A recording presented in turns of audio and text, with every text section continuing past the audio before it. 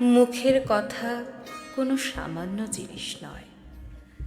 কথার আঘাতে মানুষ গন্তব্য বদলায়। কখনো একটা তুচ্ছ বাক্যই নিঃশব্দে ভেঙে দেয় ভেতরের শক্তি।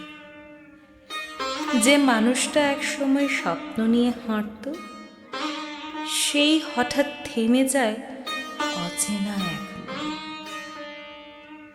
কথা যা শুনতে ক্ষণিকের, কিন্তু তার প্রতিধ্বনি বয়ে বেড়ায় মানুষ সারা জীবন। হাসির আড়ালে লুকিয়ে থাকে না বলা কষ্ট, আর সেই কষ্টের জন্ম দেয় শুধু কিছু অসাবধান শব্দ।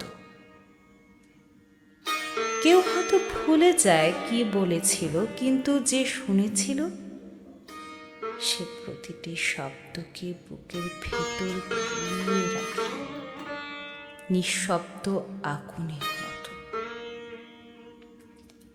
একটা কথাই কখনো মানুষকে দূরে সরিয়ে দেয়, ভেঙে দেয় সম্পর্কের সবচেয়ে দৃঢ় বন্ধন, আর ফেলে দেয় এমন এক একাকিত্বে যেখানে ফিরে আসার পথটাও আর খুঁজে পাওয়া যায় না।